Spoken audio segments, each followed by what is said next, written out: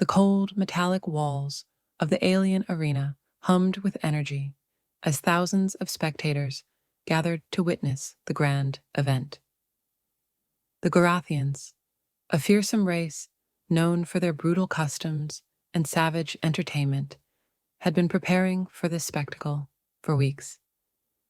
Their bloodthirsty tradition involved feeding their prized war beasts, the Ragolth, to unfortunate creatures captured from across the galaxy.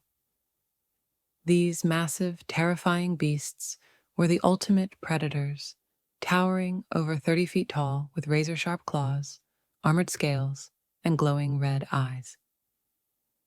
Nothing, not even the mightiest warriors of other worlds, had ever survived their wrath. But today, the Garathians had captured something new, a human child. Small, fragile, and utterly outmatched, the boy had been taken from a colony ship that had wandered too close to Garathian space. In the center of the arena, chained and trembling, stood the child, no more than 10 years old, with tousled brown hair and wide, terrified eyes. The Garathians jeered and howled from the stands, eagerly awaiting the gruesome spectacle to come. They had seen mighty creatures from all over the galaxy ripped apart, and they were certain that this small human would provide nothing more than fleeting amusement before being devoured by the beast. High above, on a raised platform, the Garathian High Warlord, Krogar, surveyed the scene with a wicked grin. "Let the feast begin," he roared, his voice echoing through the arena. With that command, the massive gates on the far side of the arena began to grind open, and from the shadows emerged the Ragult. The beast let out a deafening roar that shook the very ground. Its glowing eyes locked onto the boy, and it began to move toward him with terrifying speed, its claws leaving deep gouges in the arena floor. The boy, frozen in fear, closed his eyes, bracing for the inevitable. The spectators leaned forward in anticipation, waiting for the inevitable end. But then, something unexpected happened. As the Argolth lunged, jaws wide open, the boy's body glowed faintly, an almost imperceptible shimmer at first.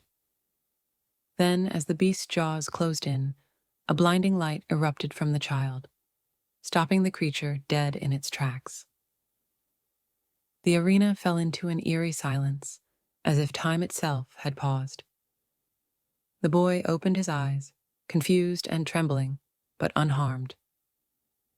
The Ragolth, usually a savage and mindless predator, had backed away, its head bowed low to the ground, making a strange, almost reverent sound, a low guttural whine. The crowd gasped in disbelief.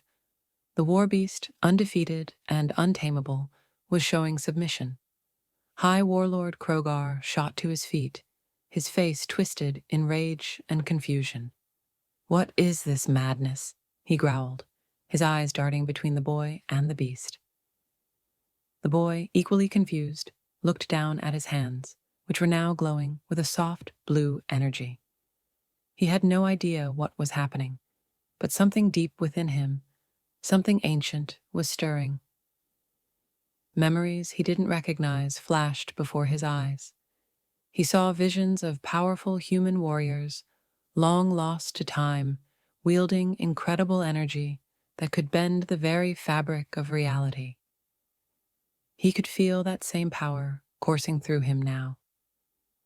Suddenly, the arena shook again, but this time it wasn't from the Ragolth. The ground beneath the boy began to crack and split, and from within, the earth emerged glowing symbols, ancient runes that no one in the galaxy had seen in millennia. The boy stood at the center of it all, his eyes glowing with the same blue energy. Krogar, now visibly shaken, turned to his advisors. "What is this power? This isn't possible. He's just a human child." One of the advisors, an old Garathian scholar, trembled as he spoke. This This is the power of the Eternals, the ancient humans who once ruled the stars before their empire fell. It is said that their descendants carry fragments of their power, but we thought it was only legend. The boy raised his hands, and as he did, the Ragulth, once a mindless predator, lowered itself fully to the ground, lying submissively before him. The once mighty beast, feared across the galaxy, was now under his control. The crowd, once roaring with bloodlust, now sat in stunned silence. They had come expecting to see a child torn apart, but instead, they had witnessed something far more extraordinary. The human child had not only survived, but had tamed their greatest weapon. High Warlord Krogar, unwilling to accept what had just happened, roared in fury. "This cannot be. I will not allow a human child to defy us." He signaled to his guards, who rushed forward, weapons drawn, ready to execute the boy. But before they could get close, the boy raised one hand, and with a simple gesture, the ground beneath the guards erupted, sending them flying backward. The boy's eyes, glowing brighter now, turned to Krogar. His voice, though still that of a child, carried an unearthly power. "I don't want to hurt anyone. I don't want to hurt anyone.